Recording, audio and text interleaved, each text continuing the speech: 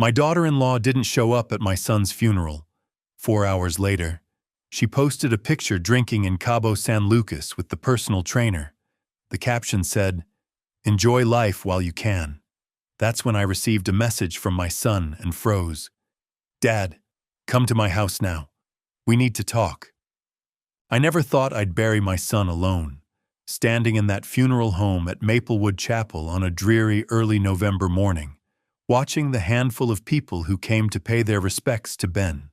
I kept glancing toward the entrance, waiting, hoping maybe traffic was bad, maybe her flight was delayed, maybe there was some reasonable explanation for why Chloe, my daughter-in-law of 12 years, wasn't here to mourn her husband. The funeral director, a woman named Ms. Jenkins, approached me with that practiced sympathy they all master. "Mr. Miller, should we wait a few more minutes?" I cleared my throat, trying to maintain whatever dignity I had left. "No, let's begin." 28 people came to say goodbye to my son. I counted them. 28 people who cared enough to take time from their Thursday to honor Ben's memory. His wife wasn't one of them. I delivered the eulogy myself. What else could I do? I talked about Ben's childhood, his passion for coding, how he'd graduated cum laude from the University of Washington, how proud I was when he started his own tech startup. I didn't mention how he'd struggled with burnout in recent years, or how distant he'd become from everyone, including me. I didn't mention how his marriage seemed to be falling apart, though I'd pretended not to notice. As people filed past the casket offering their condolences, I heard the whispers. "Where is Chloe? Isn't that his wife?" How awful for her to miss this. The sympathy in their voices made my chest tighten. If only they knew. After the service, I drove to Evergreen Cemetery alone. The hearse followed behind me, carrying my son's body. I should have been focusing on Ben, on saying goodbye, on grieving properly. Instead, my mind kept circling back to one question. Where the hell was she? Back at home that evening, I sat in my kitchen staring at my phone. I'd called Chloe 8 times. Each call went straight to voicemail. I'd sent text messages. No response. Ben's death had been sudden. A heart attack at 38. They said, stress-related. I'd called Chloe immediately after the hospital pronounced him dead, and she'd seemed appropriately shocked, appropriately devastated. She'd cried on the phone, asked about arrangements, promised to fly back from her sister Jessica's house in San Diego, where she'd been visiting. That was 5 days ago. I opened my laptop and did something I'd never done before. I checked social media. Ben had always been private about his personal life, and I'd never been one for Facebook or Instagram. But grief makes you do strange things. I found Chloe's Instagram account easily enough. Her profile picture was still her and Ben from their anniversary dinner last year, both smiling, his arm around her shoulders. She looked radiant in that photo. Dark hair, perfectly styled, blue eyes bright with happiness, or what I thought was happiness. I scrolled down through her recent posts, my heart pounding for reasons I couldn't yet name. Photos from San Diego, dinners with her sister, shopping trips in Los Angeles, all posted after Ben's death, all showing a woman who looked anything but grief-stricken. Then I found it, posted 4 hours ago while I was delivering my son's eulogy, was a photo that made my blood turn to ice. Chloe in a vibrant teal bikini, margarita in hand, standing on a beach with crystal blue water behind her. She was laughing, her head thrown back, completely carefree. Next to her stood a man I recognized, Leo, the personal trainer who'd been working with them for months. His arm was around her waist, and they were both grinning at the camera. The location tag read, Cabo San Lucas, Mexico. The caption made my hands shake. Life's too short not to live it. Cheers to new beginnings. I stared at that photo for 30 minutes, reading and rereading those words, while I stood over my son's grave, throwing dirt on his coffin. His wife was toasting new beginnings in Mexico with another man. The comments were even worse. Friends congratulating her on the trip, asking if she was finally happy, telling her she deserved this. One comment from her sister Jessica made my stomach turn. So glad you're done with all that drama. Leo is perfect for you. Done with all that drama. My son's death was drama to be done with. I closed the laptop and walked to the liquor cabinet. Something I rarely did. I poured 3 fingers of bourbon and sat back down trying to process what I'd seen. 12 years of marriage, 12 years of family dinners, holidays, birthdays. I'd watched Chloe become part of our family, had grown to care for her like a daughter. I'd even defended her to Ben when their fights got bad, telling him that marriage required patience and understanding. What a fool I'd been. My phone buzzed, a text message from an unknown number. But somehow I knew exactly who it was before I even looked. Dad, come to my house now. We need to talk. Don't tell anyone. Ben. I dropped the phone. It clattered on the kitchen floor, the screen cracking. But I barely noticed. My hands were shaking so violently I could barely pick it up again. I read the message 3 times, then 4, then 5. It had to be some kind of mistake. A cruel joke. Someone who'd gotten hold of Ben's phone. But the number was different. And who would do something so sick? I grabbed my car keys with trembling fingers. I had to see for myself. I had to know what kind of nightmare I'd stumbled into because one thing was certain. I'd just buried my son this morning. And dead men don't send text messages. I drove to Ben's house in a daze, my mind refusing to accept what seemed impossible. The familiar tree-lined street looked the same as always, but everything felt different now. Wrong somehow.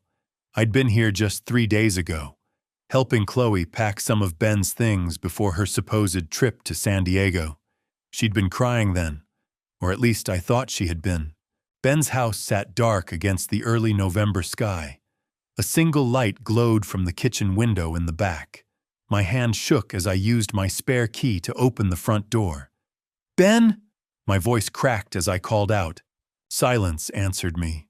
I walked through the living room, past the couch where I'd comforted Chloe 5 days ago when the hospital called, past the family photos on the mantle, Ben's college graduation, their wedding day, Christmas mornings.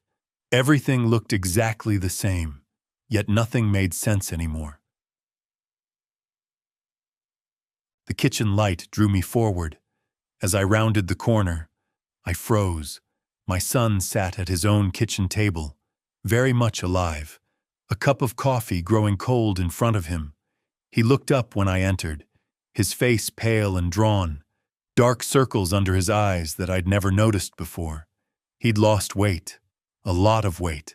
His clothes hung loose on his frame. Dad. His voice was barely above a whisper. I'm sorry. I couldn't move, couldn't speak. My brain struggled to process what my eyes were seeing. This was my son, alive and breathing, sitting in his kitchen 4 hours after I'd watched his coffin lowered into the ground. You're supposed to be dead. The words came out strangled, barely human. Ben's face crumpled. I know how this looks, how insane this must be for you. Please sit down. Let me explain. I remained standing, my legs locked in place. I buried you today. Ben, I threw dirt on your coffin. I gave your eulogy. What kind of sick game is this? It's not a game. He stood up slowly, his movements careful, deliberate. Dad, I'm in serious trouble. The kind of trouble that could destroy not just me, but you, too. Everything we've worked for. Everything our family has built. What are you talking about? Ben ran his hands through his hair, a gesture I'd seen him make thousands of times since childhood when he was nervous or scared. 6 months ago, I made a mistake at work, a huge mistake. I was handling the Apex Health Solutions account. You remember the tech health startup? They were our biggest client, worth $8 million annually. I nodded numbly. He'd talked about that account constantly, how it was going to set his firm up for years. I discovered they were falsifying their user data, hiding serious privacy breaches from a new health app. People were having their data exposed. Dad, really exposed. Some were facing identity theft. His voice broke. I should have reported it immediately, but Apex's CEO, Victor Sterling, he offered me $700 to keep quiet. Just look the other way. He said, let the data collection continue. My stomach dropped. Please tell me you didn't take it. Ben's silence was answer enough. Jesus, Ben, what were you thinking? I was thinking about Chloe's spending, about the mortgage on this house, about the debt we'd racked up trying to keep up appearances. She wanted the smart home renovations, the new Tesla, the vacation to Europe. $700,000 would have solved everything. He looked up at me, tears in his eyes. But I couldn't do it. Dad, I couldn't let people get exploited for money. So, what happened? I went to the FBI, turned over all the evidence, became a whistleblower. Sterling was arrested 2 months ago, and the app was pulled from the market. But before they got him, he made sure I'd pay for betraying him. Ben walked to the kitchen window, staring out into the darkness. Sterling has connections. Dad, bad connections. The kind of people who don't forgive and don't forget. 5 weeks ago, I started getting threats, phone calls telling me that I'd destroyed too many careers, cost too many people, too much money. They wanted me to disappear permanently. I sank into a chair, my legs finally giving out. So, you faked your death. Dr. Eleanor Reed helped me. She's an old friend from college, works at the ER now. We staged the heart attack, falsified the death certificate. Dr. Reed said I had maybe hours before Sterling's people found me. This was the only way. The pieces were starting to come together, but one huge question remained. What about Chloe? She was devastated when I called her. She cried on the phone. Ben's expression hardened. Chloe knew everything. Dad, about the Apex account? About the money I turned down? About the threats? She knew I was planning to fake my death. He paused, his voice dropping to barely audible. She was supposed to play the grieving widow for 6 months, then quietly move away and meet me in Vancouver. We'd start over together, but she's in Cabo San Lucas with Leo. Ben's laugh was bitter and broken. Yeah, I saw the Instagram post. 2. She was supposed to wait. Dad, we had a plan, but apparently she had a better one. I thought about the photo, about Chloe's radiant smile, about the comments from her friends. She was never planning to meet you in Vancouver, was she? No, I figured that out when I saw my life insurance policy had been cashed in. $950,000 paid out to my loving widow just yesterday. Ben turned back to face me. She played her part perfectly, didn't she? The shocked wife, the grieving widow, too distraught to even attend the funeral. She probably figured being mysteriously absent would make her seem even more tragic. The full scope of the betrayal hit me like a physical blow. She let me bury an empty coffin. She let me grieve for you while she was planning her vacation with her lover. I'm sorry, Dad. I never meant for you to get hurt like this. I thought if I could just disappear, start over somewhere else, maybe everyone would be safer. But I couldn't let her get away with this. She not only betrayed me, she betrayed you, too, made you suffer while she counted her money. I looked at my son, thinner, haunted, but alive, and felt something shift inside me.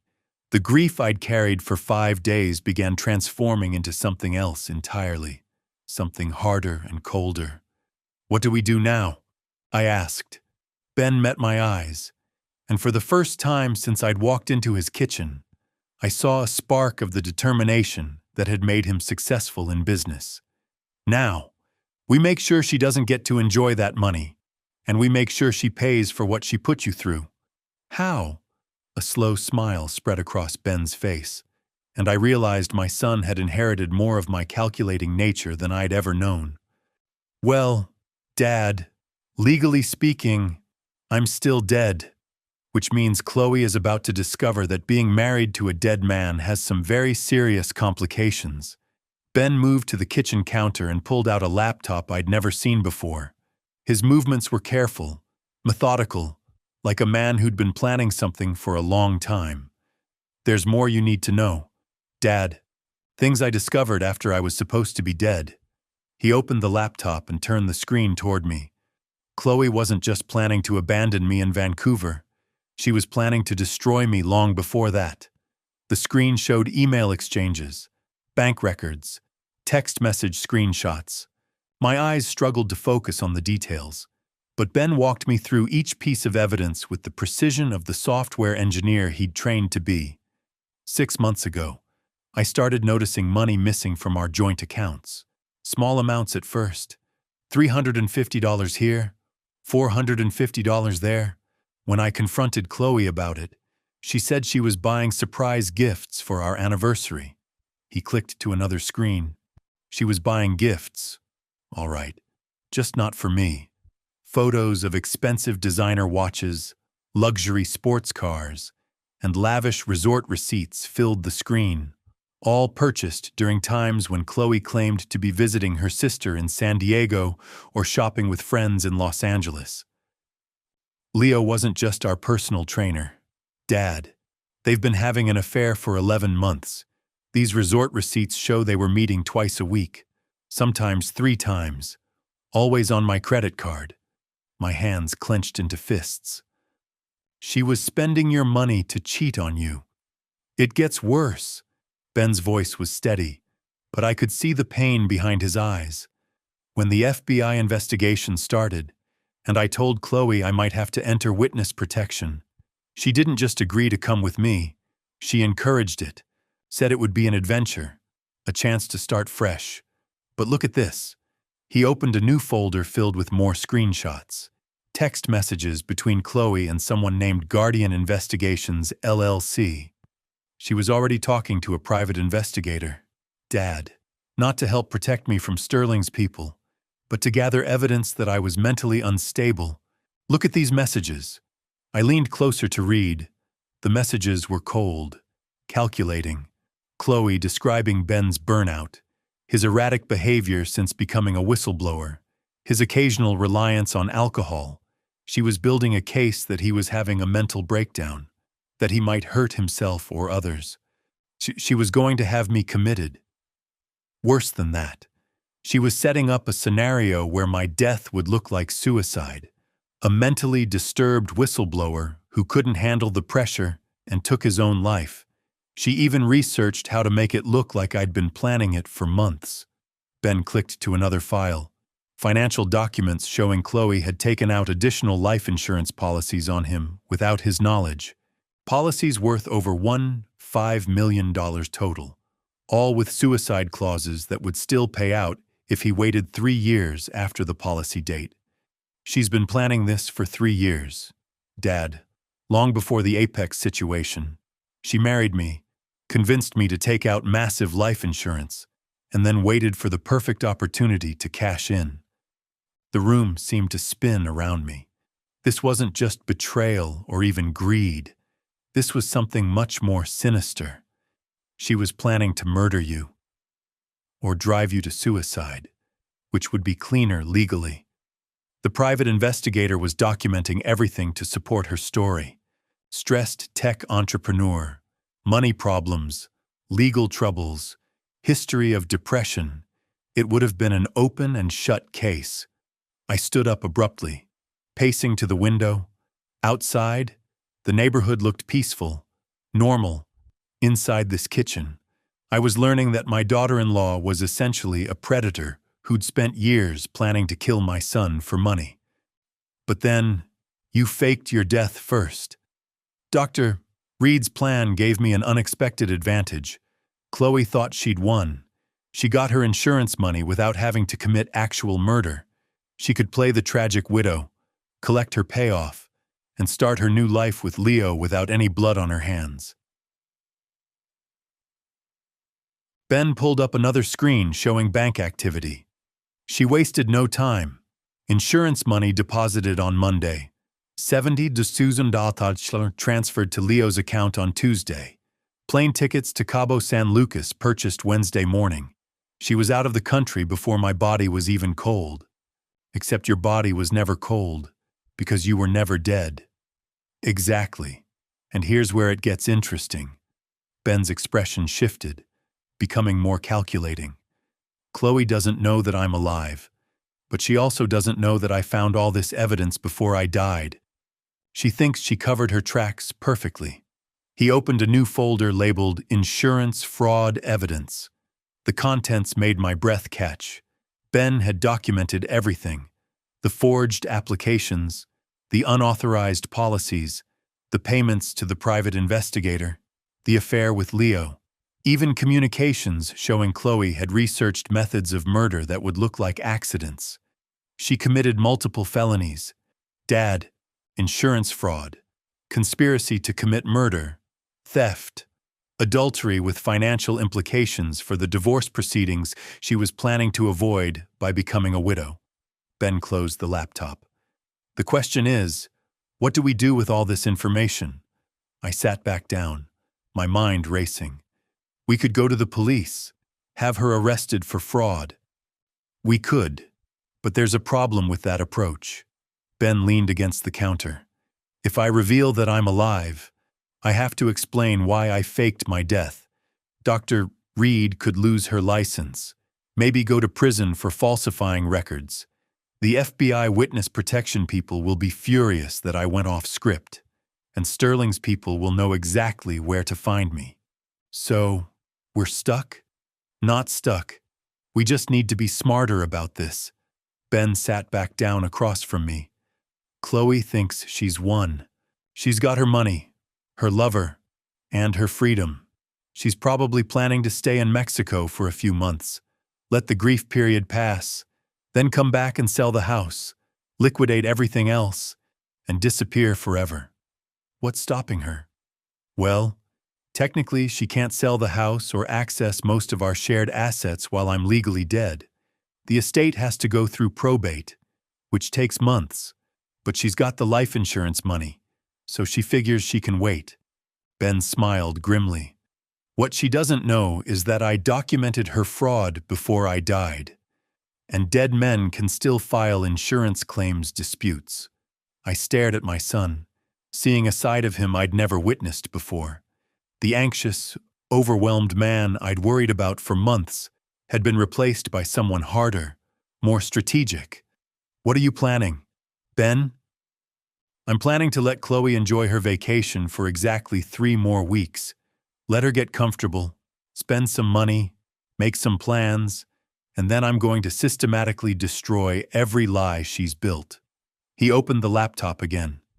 I've already filed disputes with all 3 insurance companies claiming fraud. The investigations will freeze her accounts within 48 hours of being initiated.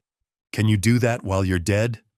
I set up the disputes before I died, with instructions to attorney Elena Santos to file them if no contact was made with me for 10 days.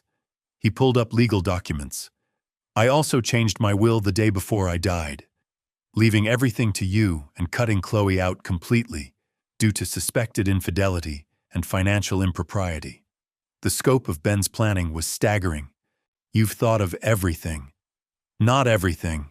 I didn't think she'd be stupid enough to post photos of herself partying in Mexico 5 days after my funeral. That was a gift I couldn't have planned for. Ben's smile was cold. Those photos combined with the financial records showing money transfers to Leo will make the insurance fraud case airtight. What about Leo? He's complicit in this. Leo's the least of our problems. He's just a guy who thought he was dating a rich widow. When Chloe's money disappears and the fraud charges hit, he'll disappear, too. Men like Leo don't stick around for broke women with legal problems. I looked at my son with a mixture of pride and concern. This is a dangerous game. Ben, what if Chloe figures out you're alive? And then we accelerate the timeline. But I don't think she will. She's too busy celebrating her victory to question it. He closed the laptop again. Besides, Dad, she's already made her biggest mistake. which is she underestimated both of us. She thought you were just a sad old man who'd grieve quietly and never ask questions. She thought I was too weak and overwhelmed to ever fight back. Ben's eyes hardened. She was wrong on both counts. I felt something settle in my chest, a calm determination I hadn't experienced in years. What do you need me to do? For now, just keep being the grieving father. Don't change anything about your routine. But in 3 weeks, when the insurance companies freeze her accounts and she comes running back demanding answers, I need you to be ready. Ben met my eyes. Because that's when we spring the trap. And that's when Chloe learns that some games have consequences she never saw coming. The 3 weeks that followed were the longest of my life. I had to continue playing the role of the grieving father while knowing my son was alive and hiding just 30 minutes away in a small apartment he'd rented under a false name. Every day felt like walking on a tightrope, maintaining the facade while helping Ben orchestrate what he called Chloe's reckoning. I visited Ben's grave 3 times a week, just as a bereaved father would. I brought flowers, stood there for appropriate amounts of time, and even talked to the headstone when other visitors were nearby. It felt obscene, performing grief over an empty coffin. But it was necessary. Several neighbors and family friends approached me during these visits, offering condolences and asking about Chloe's well-being. Such a tragedy, Mrs. Mott Henderson from down the street said during one visit. From poor Chloe, losing Ben so young. Is she holding up all right? I haven't seen her around. She's taking some time away, I replied, the lie sliding out easier than I expected. Staying with family. The grief has been overwhelming for her. What I didn't tell Mrs. Henderson was that I'd been monitoring Chloe's social media obsessively. The Cabo San Lucas photos continued. Beachside dinners, sunset margaritas, spa treatments, shopping sprees. Leo featured in most of them, sometimes with his arm around her, sometimes kissing her cheek. The comments from her friends had evolved from sympathy for her loss to celebration of her healing journey. Her sister Jessica posted, "So proud of you for choosing happiness. Ben would want you to live your best life." That comment made me want to throw my phone across the room.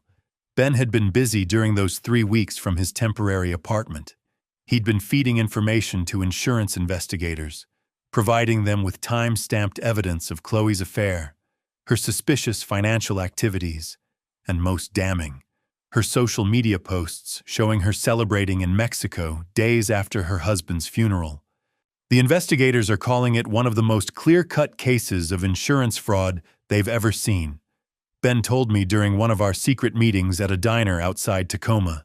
He looked healthier now, having gained back some weight and lost the haunted expression he'd worn that first night. 3 insurance companies, $45 million in fraudulent claims, and she's literally posting evidence of her crimes online. When do they act? Today, actually. The accounts should be frozen by this afternoon. Chloe is going to wake up tomorrow morning unable to access any of her money. Ben stirred his coffee slowly. I estimate she's already spent close to $120 in Cabo San Lucas. When she can't pay for her hotel room, reality is going to hit pretty hard. What if she just stays in Mexico? Disappears? She can't. Leo doesn't have that kind of money, and without access to the insurance funds, she's essentially broke. Her credit cards are tied to accounts that are about to be frozen. She'll have to come back and face the consequences. Ben was right. On Wednesday afternoon, my phone started buzzing with calls from a number I recognized. Chloe's cell phone. I let them all go to voicemail. By evening, I had 15 increasingly frantic messages. The first few were confused. "Art, something's wrong with my bank accounts. Can you call me, please?" By the 7th message, panic had crept in. "Art, I'm stuck in Mexico. The hotel is saying my cards aren't working. I need you to wire me some money until I can figure this out." The final messages were desperate. "Please, Art, I know you're getting these. I'm scared. Something's happening, and I don't understand. They're saying I can't leave the country until I settle my bills. Please help me. I played each message for Ben the next morning. He listened with an expression I couldn't quite read. Not satisfaction exactly, but a grim sense of justice being served. She's really panicking, I observed. Good. She should be. Ben closed his laptop where he'd been monitoring news feeds about insurance fraud investigations. The FBI contacted me yesterday. Well, contacted Attorney Santos claiming to represent my estate. They want to interview the surviving family members about possible financial irregularities involving the deceased's wife. They want to interview me and Chloe when she's back in the country, which according to the Mexican authorities should be very soon. They're not going to hold her indefinitely, but they are requiring her to settle her debts before leaving. How is she going to do that without access to her accounts? Ben's smile was cold. That's where Leo comes in. Turns out he's been bragging to his friends about his rich American girlfriend. Posted photos of the expensive gifts she's been buying him, the luxury resorts they've been staying at. When the money dried up yesterday, so did his enthusiasm for their relationship. He left her, took the first flight back to Chicago Thursday evening. Chloe is alone in a foreign country with no money, no friends, and a growing list of legal problems. Ben leaned back in his chair. I almost feel sorry for her. Almost. I didn't feel sorry for her at all. Every time I remembered standing over that empty grave, throwing dirt onto a coffin that contained nothing but weighted pillows, my sympathy evaporated. When does she get back? Her flight lands Sunday morning. She managed to contact her sister, Jessica, who wired her enough money for a plane ticket, but she's coming back to a very different world than the one she left. Are you ready for this? Ben nodded slowly. I've been ready since I saw those Instagram posts of her laughing on the beach while you buried an empty coffin. His voice hardened. She humiliated you. Dad, she made you grieve alone while she celebrated with her lover using money she stole from our family. That's not something I can forgive. And you're sure this will work? The insurance fraud case is airtight. She'll either take a plea deal or go to trial. But either way, she's looking at serious prison time. The money she stole will have to be returned, plus penalties and interest.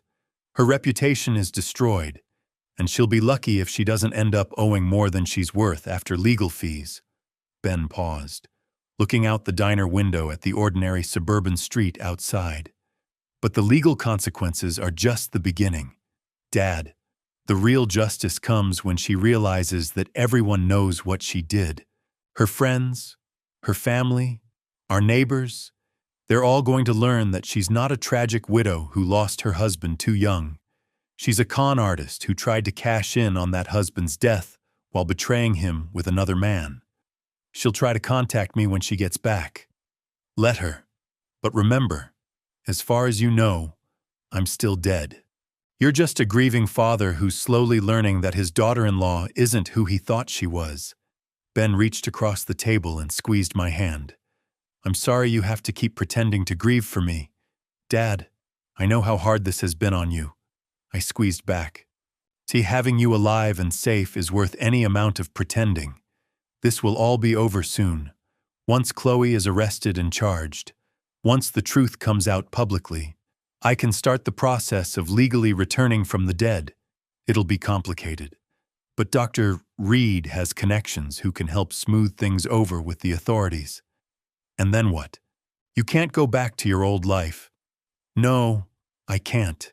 Ben Miller will have to stay dead, at least officially, but Art Miller's son can start fresh somewhere new with a new identity and a chance to build something better. Ben's expression softened. Maybe even with his father, if that father wants to leave this place behind and start over, too. I thought about my empty house, my quiet retirement, the loneliness that had been my constant companion since Ben's supposed death. The idea of starting fresh, of having my son back in my life, was more appealing than I cared to admit. We'll see, I said. First, Let's make sure Chloe gets exactly what she deserves. Ben smiled, and for the first time in weeks, it was a real smile, not the calculating expression he'd worn while planning his revenge. Oh, she will. Dad, she definitely will. Tomorrow night when she walks into that house expecting to resume her life as a grieving widow, she's going to discover that some lies have consequences she never imagined. Chloe's plane landed at 8:30 on a chilly Sunday evening. I knew because I'd been tracking her flight obsessively, the same way I'd been monitoring everything about her for the past 3 weeks. Ben and I had spent the afternoon making final preparations for what he called the confrontation. I was sitting in my living room pretending to watch television when my phone rang at 9:45. Chloe's number flashed on the screen. I let it ring 4 times before answering, just long enough to sound like a man who'd been lost in his grief. Art? Her voice was strained, exhausted. Thank God you answered. I'm so sorry I haven't been able to call. There were problems with the phone service in Mexico, and then my flight was delayed and everything has been just awful. Chloe, I kept my voice carefully neutral. I was wondering when you'd get back. I'm at the house now, but something's wrong with the locks. My key isn't working, and there's some kind of notice on the door. I can't read it properly in the dark. Her voice cracked slightly. Could you come over? I know it's late, but I'm scared to be alone right now. I glanced at the clock. Right on schedule. The locksmith Ben had hired had changed the locks that afternoon, and the notice on the door was from the U.S. Marshals, informing Chloe that the house was part of an ongoing fraud investigation. I'll be there in 30 minutes, I said. Thank you, Art. I don't know what I'd do without you. You're the only family I have left now that Ben is. She broke off, making a sound that might have been a sob, but sounded more like exhaustion. The drive to Ben's house felt surreal. I'd made this trip hundreds of times over the years. Family dinners, holidays, helping with home repairs, babysitting their labradoodle when they traveled. But tonight felt different. Tonight, I was driving toward a reckoning that had been building for weeks. Chloe was standing on the front porch when I arrived, looking nothing like the radiant woman from the Cabo San Lucas photos. Her hair was pulled back in a messy ponytail, her skin pale and drawn. She wore wrinkled clothes that looked like she'd slept in them, and her eyes were red-rimmed with exhaustion or tears. I couldn't tell which. Art, thank you for coming. She rushed toward me, attempting to embrace me, but I stepped back slightly. The movement was subtle, but she noticed. Her expression flickered with confusion. Let me see this notice, I said, walking past her to the front door. The U.S. Marshals document was official and intimidating, full of legal language about asset freezing and ongoing investigations. I read it slowly, watching Chloe from the corner of my eye. She was pacing behind me, wrapping her arms around herself. I don't understand any of this, she said. Why would the FBI be involved with Ben's death? It was a heart attack. Natural causes. I turned to face her fully for the first time.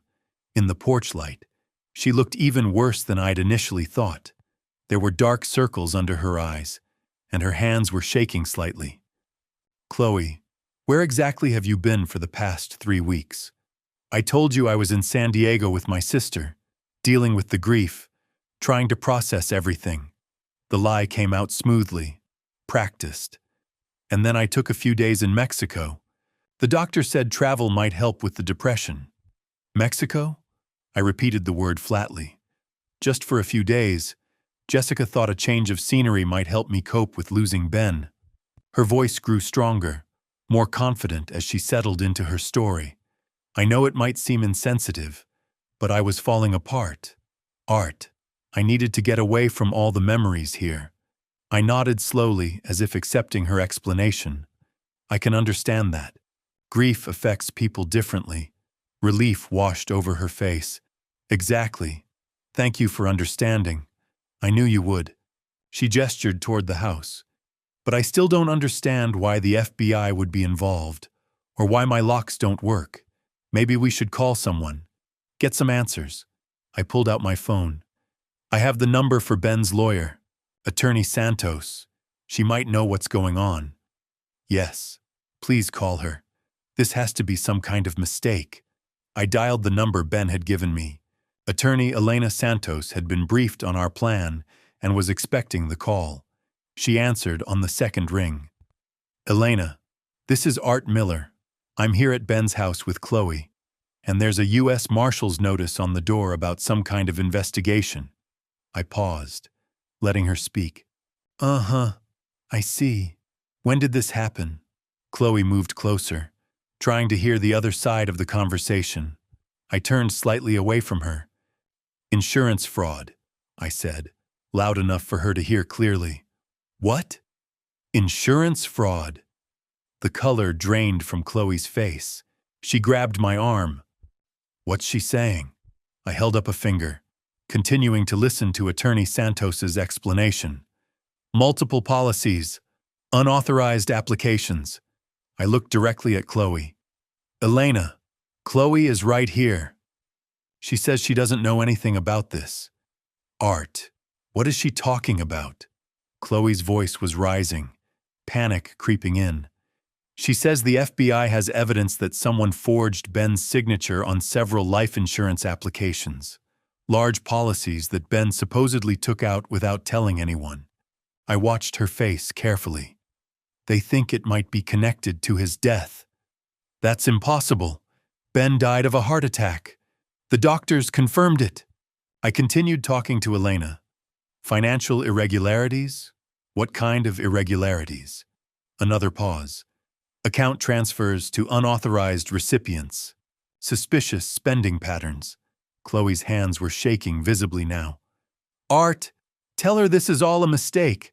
I don't know anything about insurance policies or financial irregularities. Attorney Santos wants to know if you can account for your whereabouts over the past 3 weeks, I said to her. The FBI apparently has questions about some large cash transactions that happened right after Ben's death. I was grieving. I was with my sister, Jessica, but her voice lacked conviction. Now, she says they also have questions about social media posts. Photos posted from where did she say? Cabo San Lucas? I let the word hang in the air between us. Chloe's face went completely white. She took a step backward. How do they know about Cabo San Lucas? The admission slipped out before she could stop it. I ended the fake call with Elena and put my phone away. So, you were in Cabo San Lucas, not San Diego, with your sister. I can explain that. After San Diego, I needed more time to heal. Jessica suggested Mexico might be therapeutic, but she was floundering now, her story falling apart. Why therapeutic? I repeated the word the same way I'd said Mexico earlier. Was Leo therapeutic, too? Her mouth opened and closed like a fish gasping for air. How do you know about Leo? The FBI showed me photos. Chloe, photos of you in Cabo San Lucas with another man. Photos posted on social media while I was standing over my son's grave throwing dirt on his coffin. My voice was getting harder, colder. Photos of you celebrating with your lover using money from Ben's life insurance. Tears started flowing down her cheeks, but they looked more like panic than genuine remorse. Art, you don't understand. I loved Ben, but our marriage was complicated. He was distant, stressed all the time. Leo was just a friend who helped me through a difficult period. A friend you were sleeping with for 11 months while married to my son. How do you... She stopped, realizing she was only making things worse. Look, I made mistakes, but Ben's dead, and nothing can change that. Can't we just move forward as family? I stared at this woman I'd welcomed into our family 12 years ago. This woman I'd defended to Ben when their fights got bad. This woman who'd stood in my kitchen 5 days after my son's death, crying in my arms about how much she missed him. You're right about one thing, Chloe. Nothing can change the past. Nothing can change the fact that you let me bury my son alone while you were partying with your boyfriend in Mexico. I turned toward my car. The FBI will be in touch. I suggest you get a good lawyer. Art, wait. Please. You have to help me. I don't have anywhere else to turn. I stopped and looked back at her one last time.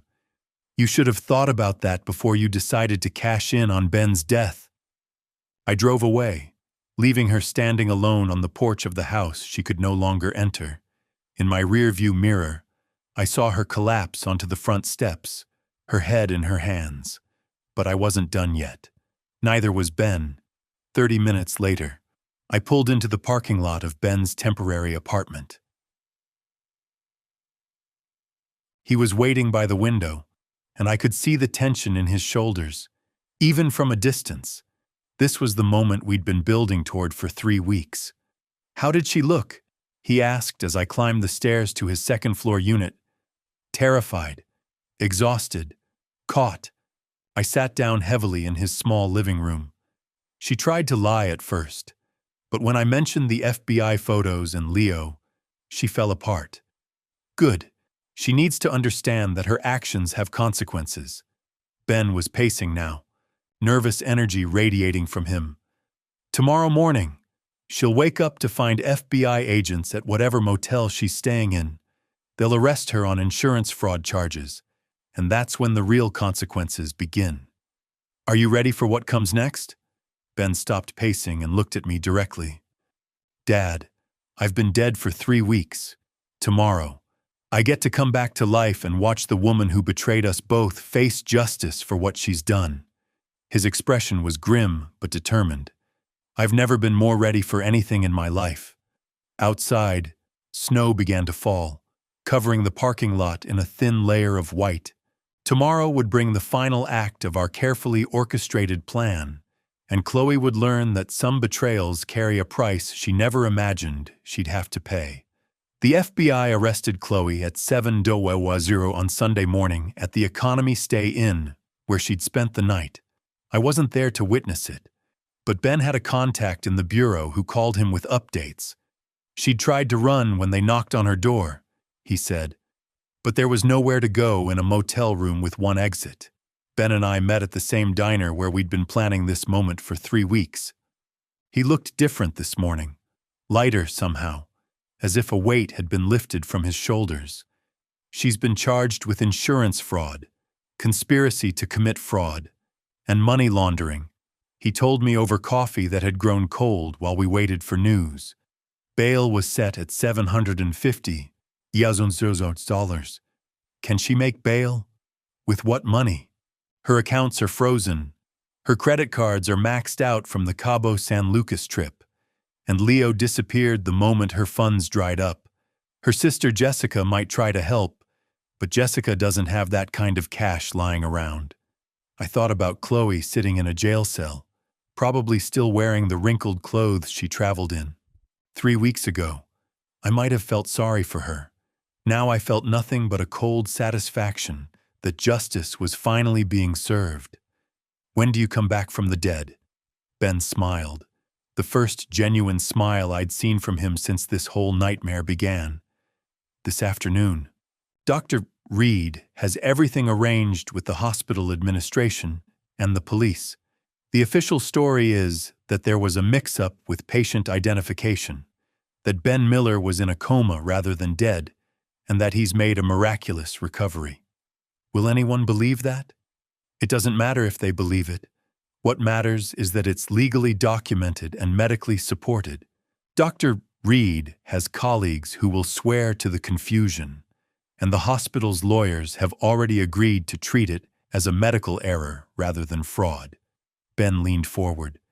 The beauty of it is that once I'm officially alive again, all of Chloe's insurance claims become void automatically. She'll owe back every penny she collected, plus interest and penalties. She'll go to prison. For a long time. Attorney Santos thinks she's looking at 8 to 10 years, especially if she refuses to cooperate with the investigation into the other fraudulent policies. Ben's expression hardened. And she'll cooperate because she's going to learn some very interesting information about her boyfriend, Leo. What kind of information? Leo wasn't just a personal trainer having an affair with a married woman. He's been running a long con targeting lonely wives in wealthy suburbs. Chloe is the fourth woman he's seduced and convinced to defraud their husband's life insurance. The FBI has been tracking him for 2 years. The scope of Chloe's stupidity was staggering. He thought she was playing Ben, but Leo had been playing her all along. She was just another mark. Exactly. Leo probably encouraged her to take out those extra insurance policies, helped her research ways to make Ben's death look natural, maybe even suggested the mental instability angle. Ben shook his head. She thought she was the predator, but she was just prey for a bigger predator. Where is Leo now? Mexico, probably, or maybe Costa Rica, somewhere without an extradition treaty, but the FBI will catch up to him eventually. Ben looked out the diner window at the gray, early November morning. The important thing is that Chloe is going to realize she threw away 12 years of marriage, destroyed her life, and went to prison all for a man who never cared about her at all. At 2:10 that afternoon, I drove to Providence Regional Medical Center to witness my son's resurrection. Dr. Reed met me in the lobby, looking nervous but determined. She was risking her career to help Ben, but she'd explained that she couldn't stand by and watch a good man be destroyed by a predatory wife. "Are you ready for this, Art?" she asked as we walked toward the elevator. "I've been ready for weeks." Ben's hospital room was on the 5th floor, the same floor where he'd supposedly died 3 weeks earlier. When I walked in, he was sitting up in bed, dressed in a hospital gown, looking appropriately weak and confused for someone who'd just emerged from a coma. "Dad." His voice was uncertain. "What happened?" I remember chest pains and then nothing. The performance was flawless. Even knowing it was an act, I felt a surge of relief at hearing my son's voice again. "You've been in a coma, son. We thought we'd lost you." Dr. Reed entered with a clipboard and a concerned expression. "Mr. Miller, I need to explain what happened. There was a significant medical error involving patient identification. Your son was never actually deceased. He was in a catatonic state that mimicked death, but our monitoring equipment malfunctioned, and several staff members made critical errors in diagnosis. But we had a funeral," I said, playing my part. "I know, and I cannot apologize enough for the trauma this has caused your family. The hospital will cover all costs associated with the error, and we're conducting a full investigation into how this happened." Ben squeezed my hand weakly. "Dad, I'm so sorry. I can't imagine what you've been through." "What matters is that you're alive." I looked at Dr. Reed. "When can he go home?" "A few more days of observation just to make sure there are no lingering effects from the coma." Dr. Reed made notes on her clipboard. "I'll also need to contact your son's wife. She should know about his recovery immediately." "About that," I said carefully. "Chloe was arrested this morning. Insurance fraud." Ben's eyes widened in genuine surprise, or a perfect imitation of it. "Arrested? What are you talking about?" "While you were in your coma, she filed multiple life insurance claims. Apparently, she'd taken out several policies without your knowledge and was trying to collect on them." I watched Ben's face carefully. "The FBI says she was working with someone else, a man named Leo." "Leo, our personal trainer?" Ben's confusion looked absolutely authentic. "Dad, I don't understand any of this." Dr. Reed cleared her throat.